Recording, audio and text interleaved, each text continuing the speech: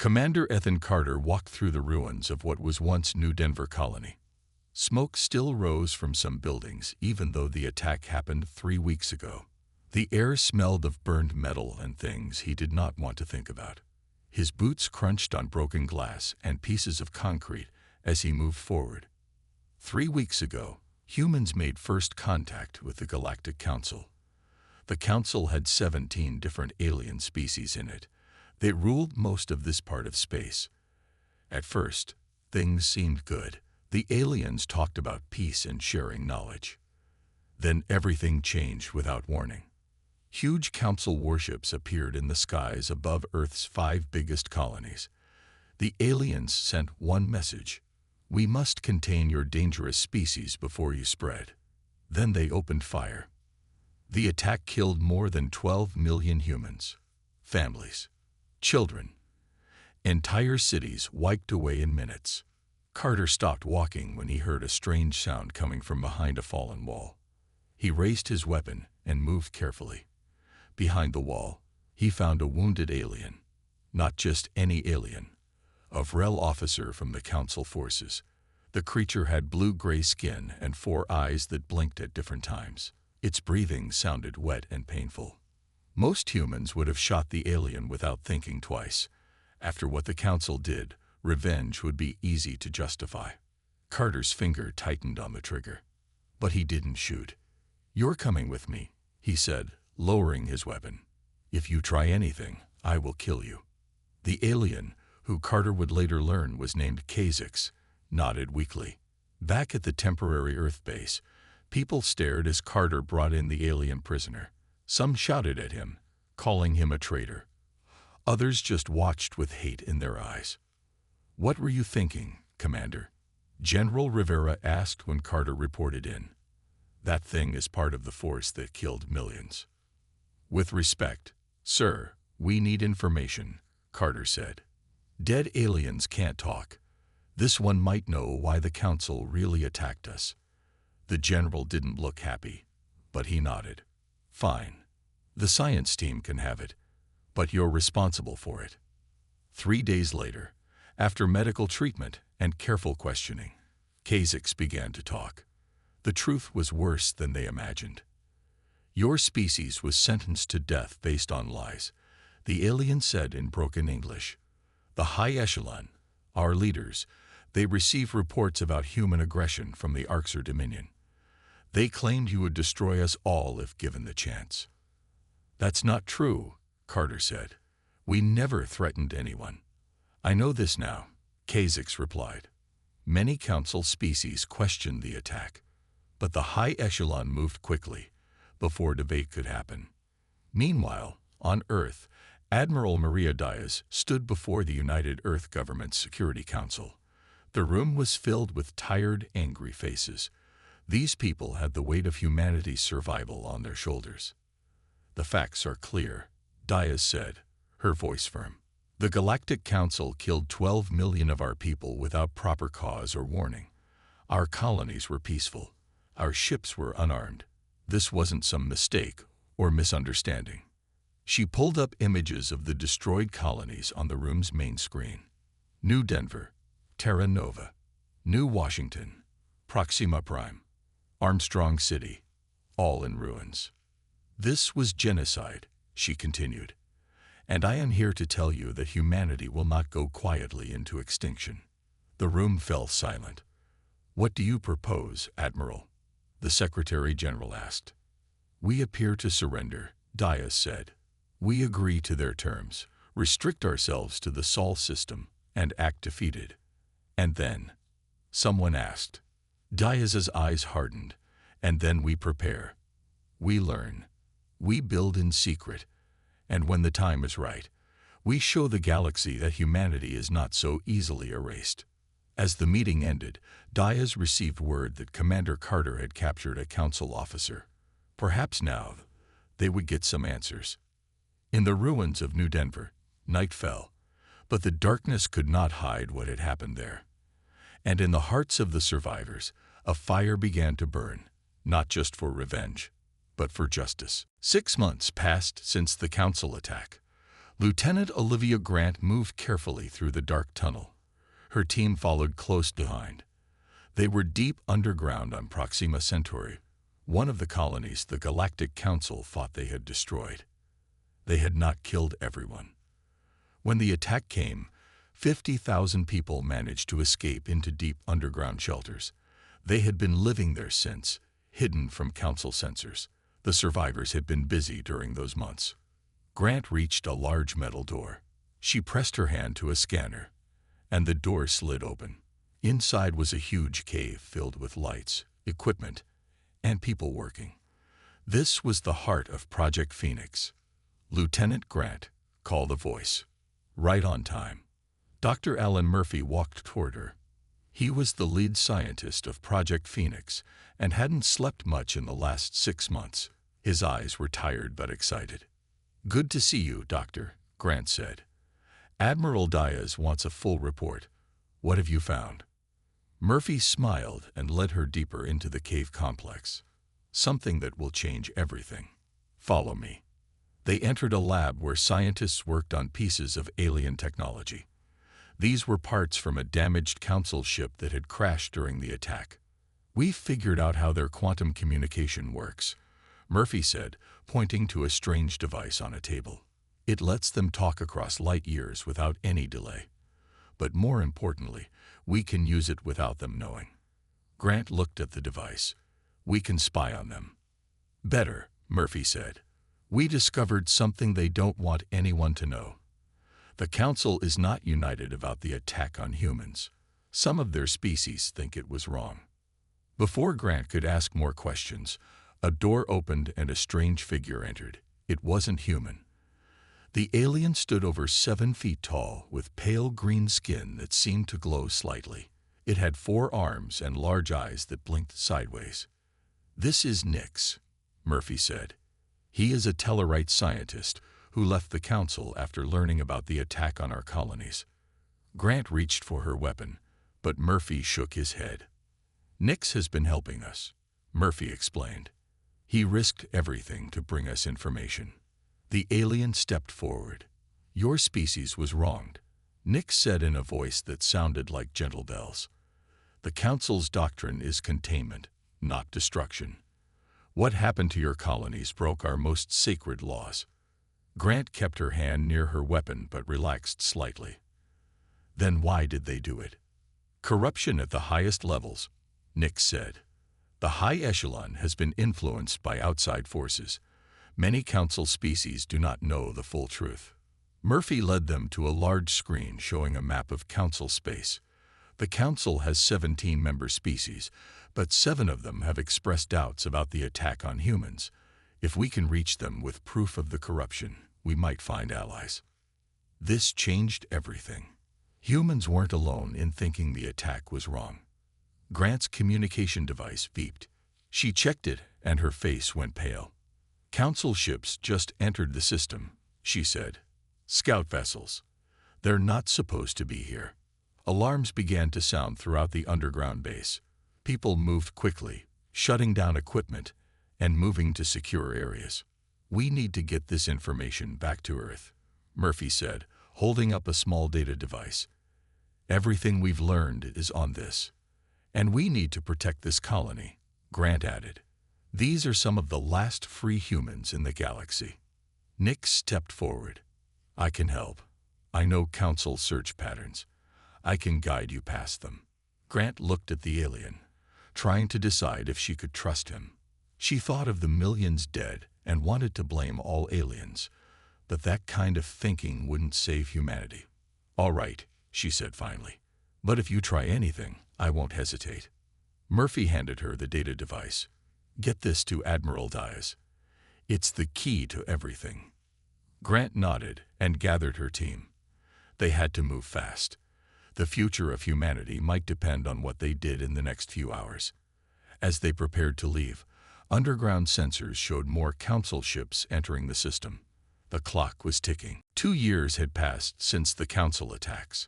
Earth looked peaceful from the outside. Council ships orbited the planet. Alien observers walked the streets of major cities.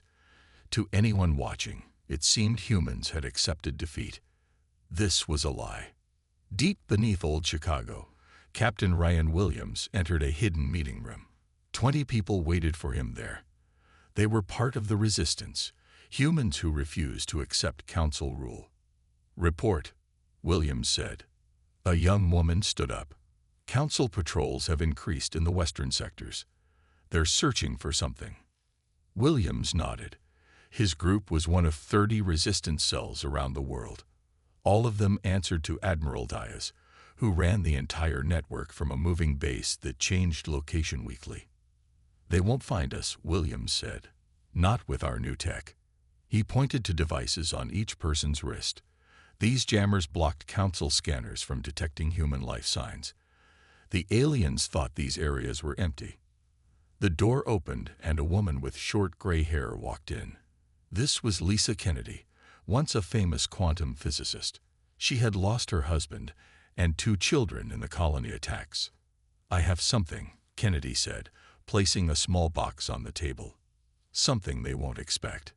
She opened the box to reveal what looked like a simple glass sphere.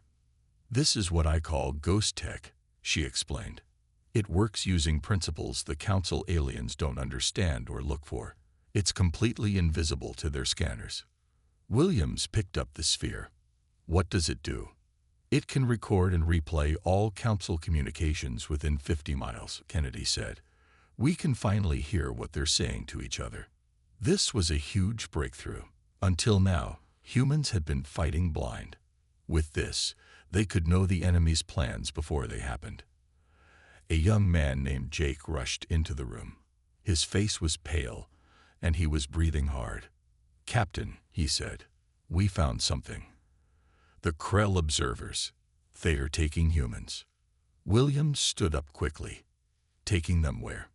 "To a facility outside the city," Jake said. "They're doing experiments. We have photos." He handed Williams a small screen. The images showed aliens in white suits working on unconscious humans in a lab. Williams felt sick. "How many?" he asked. "At least 30 people," Jake answered, "mostly scientists and engineers." Kennedy looked at the photos. "They're afraid of us," she said quietly. "They're trying to understand how we think." Williams made a quick decision. "We're going to rescue those people. Tonight." 4 hours later, Williams led a team of 10 resistance fighters to the secret facility. They wore council worker uniforms and carried ghost tech weapons Kennedy had designed. The weapons looked like simple metal rods but could fire energy pulses that disabled council tech. They entered through a loading dock. 2 alien guards tried to stop them. Williams touched his metal rod to each guard. They fell to the floor, stunned but alive. "Remember," Williams told his team, "get our people and the data. We need to know what they're doing here." They moved deeper into the facility. In the main lab, they found humans in glass cells. Some were awake and pressed their hands against the glass when they saw Williams and his team. While half the team freed the prisoners, Williams and Kennedy went to the main computer. Kennedy plugged in a device that copied all the files. "Got it," she said after a minute. "Let's go." As they escaped with the freed prisoners, Williams looked at the data on a small screen. What he saw made him stop in shock. The council wasn't just studying humans. They were afraid of humans. Reports showed the aliens feared human adaptability and creativity. After 50,000 years ruling the stars, the council species had become fixed in their thinking. They saw humans as an existential threat, simply because humans could think in ways they couldn't. The data also showed something else: the location of the council's central meeting place, a place called the Conclave on a planet in the Epsilon Eridani system. Williams contacted Admiral Diaz as soon as they were safe.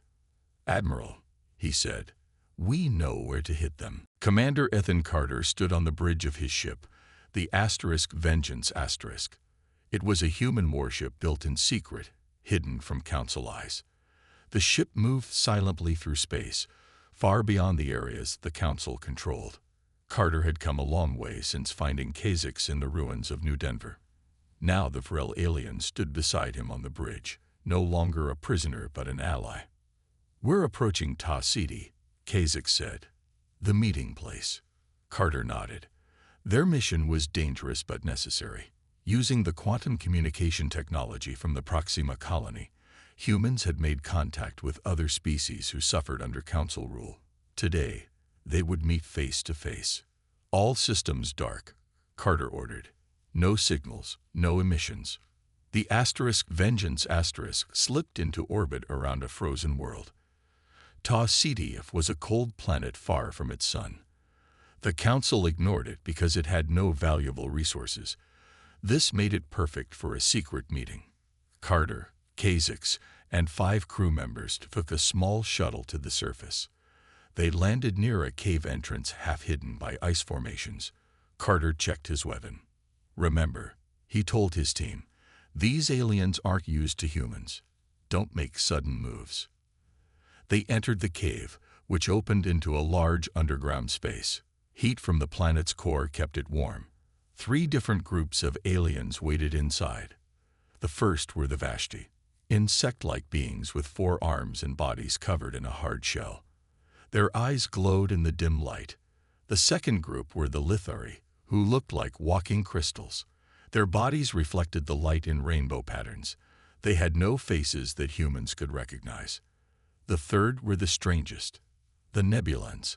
They existed as clouds of glowing gas contained in special suits. They communicated through light patterns and sound. Kasich moved forward. "I will translate," he said. "Many of them don't have voice boxes like ours." Carter stepped up. "My name is Commander Ethan Carter of Earth. We come seeking alliance against the Galactic Council." As Kasich translated, the aliens made various sounds and movements. "They ask why they should trust humans," Kasich said. "The Council has told all species that humans are dangerous warriors. We fight when we must," Carter answered. "But we prefer peace. The Council attacked us without cause, killing millions. We seek justice, not conquest." The meeting lasted hours. Carter learned that all 3 species had suffered under Council rule. The Vashti had been forced to give up territory. The Lithari had their technology restricted. The Nebulans were not even allowed to travel between star systems without Council permission. The Council fears any species that might one day challenge them, the Vashti Queen said through Kasich. "They keep us weak and divided. Together, we can stand against them," Carter said.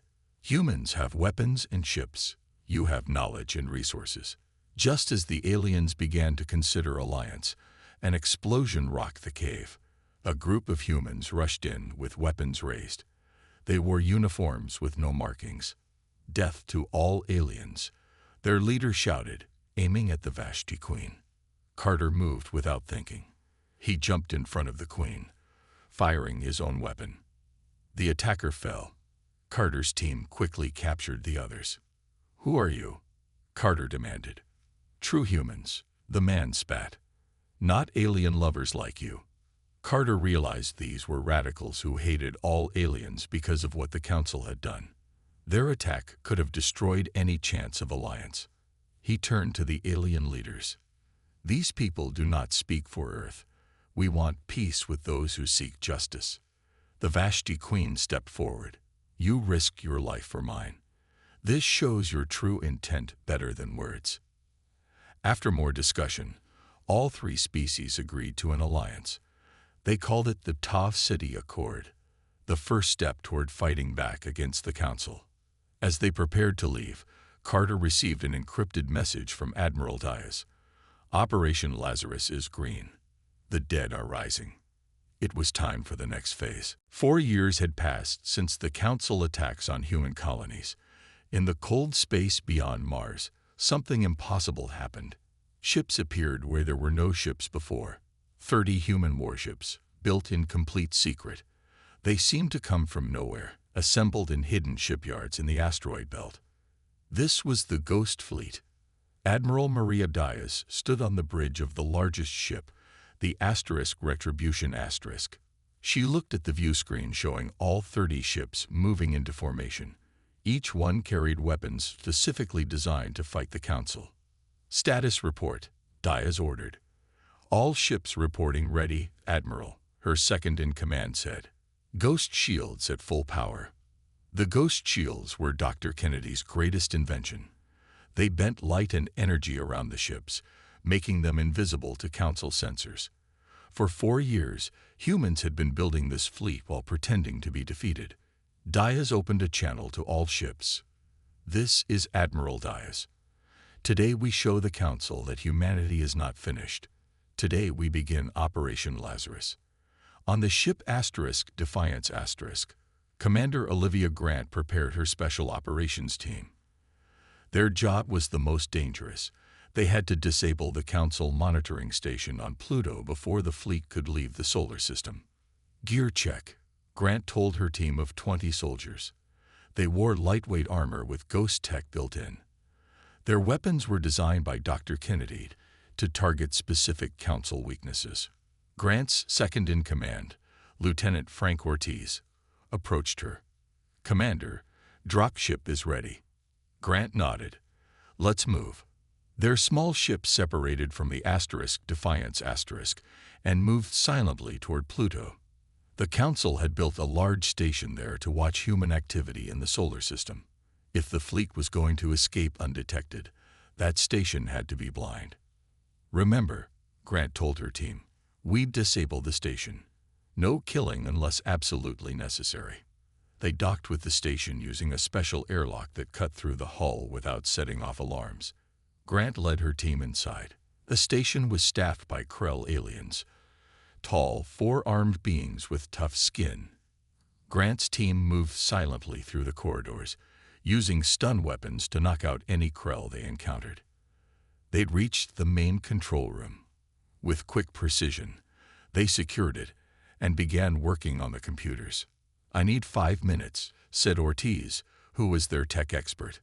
Make it 3, Grant replied. While Ortiz worked, Grant found something interesting in the Council communications. She downloaded it to her personal device to examine later. Done, Ortiz said. Their sensors are offline.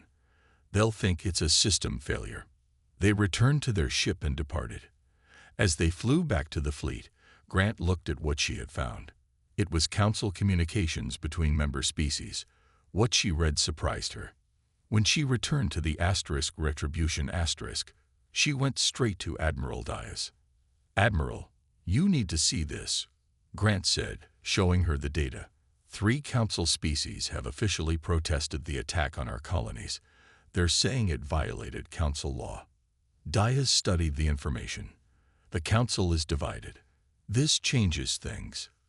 What do you mean? Grant asked. Our original plan was to strike at all Council worlds, to make them feel what we felt, Diaz said. But if some of them oppose the attack on us, do they deserve the same punishment? Grant thought about this. What are your orders? Diaz was quiet for a moment. Then she straightened her uniform. We are not them. We don't kill innocents. Justice, not vengeance, will be our legacy. She opened a channel to the fleet. All ships, this is Admiral Diaz. I am updating our mission parameters. We will target only the high-echelon members who ordered the attacks on our colonies. We will capture them and expose their crimes to all Council species. The Ghost Fleet began to move out of the solar system, invisible to Council eyes. Their destination, Epsilon Eridani, home of the Council Conclave. As they accelerated to faster-than-light speed, Admiral Diaz looked at the stars streaking past. We're coming, she whispered. The human Ghost Fleet appeared in the Epsilon Eridani system without warning. 1 minute the space around the Council's homeworld was empty. The next minute, 30 human warships materialized, their ghost shields dropping to reveal their presence. Alarms sounded across the Conclave, the massive space station where the Council met to make decisions for their 17 species. They had never expected humans to reach them here. They had never expected humans to have such technology. Captain Ryan Williams led the main attack from his ship, the Judgment. Target their defense platforms only, he ordered. No civilian casualties. The human ships fired. their weapons designed by Dr. Kennedy to disable rather than destroy. Council defense platforms went dark one by one. On the flagship Retribution Admiral Diaz watched the battle. "Launch the infiltration team," she ordered. Commander Grant and her special forces boarded a small, fast ship. Their mission was the most important: to enter the conclave itself and access the Council's secret archives. There they would find proof of the High Echelon's illegal orders and broadcast it to all Council worlds. Grant's ship dodged defensive fire, using its small size to advantage. They reached a maintenance dock on the underside of the massive conclave station. "Move fast," Grant told her team as they cut through the airlock. "We have 20 minutes before they track us." Inside, they faced Council security forces, a mix of different alien species. Grant's team used stun weapons when possible, fighting their way deeper into the station. In space, the battle grew more intense. Council ships rushed to defend their headquarters. The human fleet formed a defensive circle, fighting to give Grant's team time. Admiral Diaz received an urgent message. "Admiral, long-range sensors show a Council rapid response fleet approaching.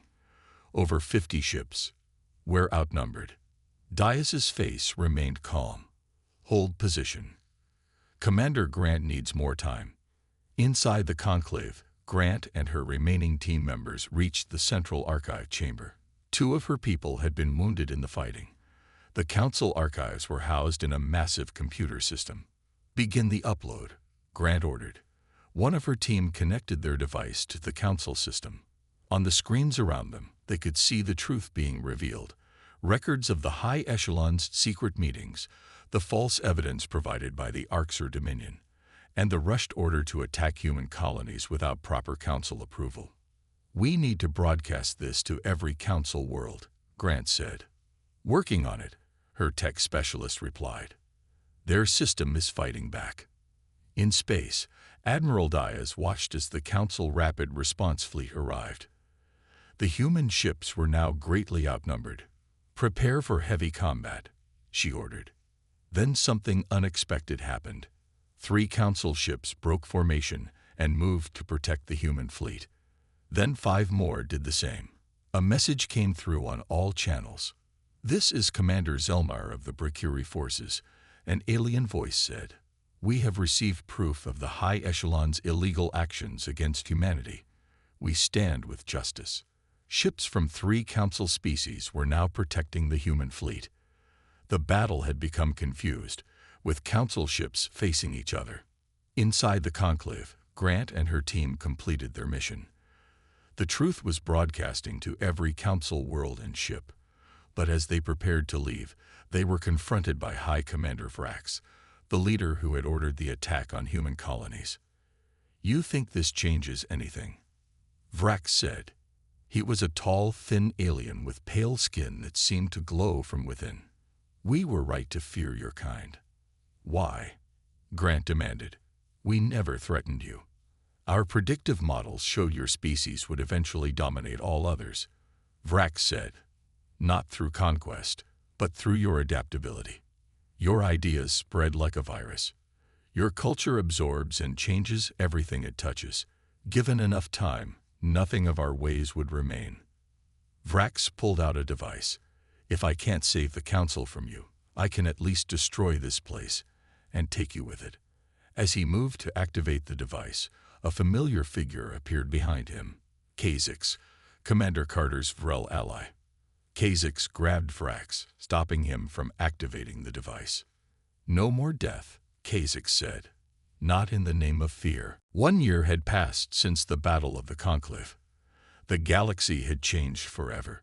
7 Council species had joined with humans and the Tau City Accord to create a new alliance.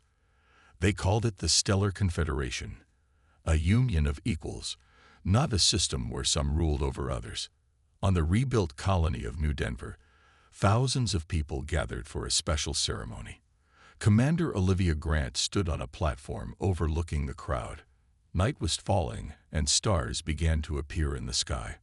"Today we remember," Grant said, her voice carried by speakers. We remember the 12 million lives lost when the old council attacked our colonies. Behind her stood a simple monument, a wall of black stone with the names of every person who died. It was too big to read all at once. It would take days to see every name. But today we also look forward, Grant continued, not in fear, but in hope. At her signal, small lights began to rise from the ground around the colony. There were millions of them, one for each person who died.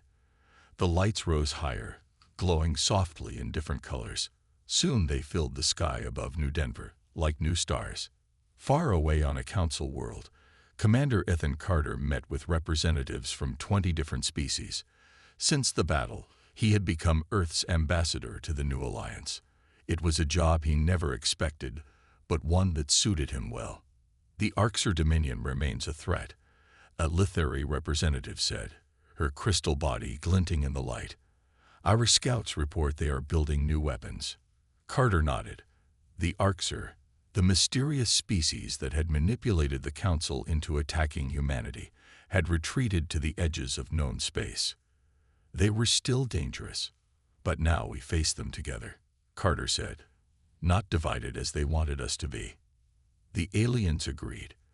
The Dominion had nearly succeeded in their plan to turn humans and Council species against each other. Only the truth had prevented a wider war. Back on Earth, Admiral Maria Diaz stood in the main chamber of the United Earth Government. The leaders of humanity had offered her a new position, Supreme Commander of the Confederation Defense Force. It would make her the most powerful military leader in known space.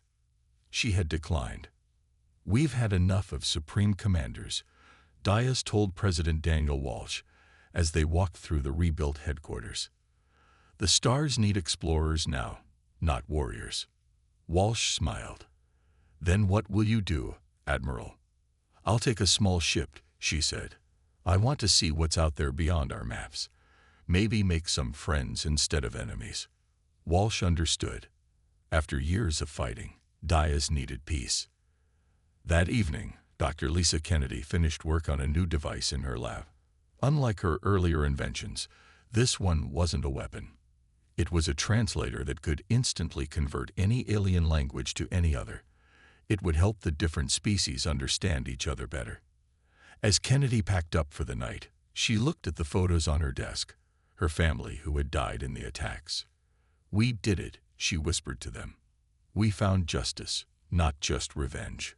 Across Earth and the human colonies, people looked up at the stars with new feelings. The fear was fading. The anger was cooling. They had survived. They had prevailed. And they had done so without becoming like those who had tried to destroy them.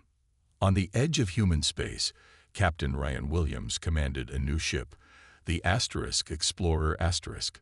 Its mission was to find new worlds and new species, to extend friendship rather than conquest.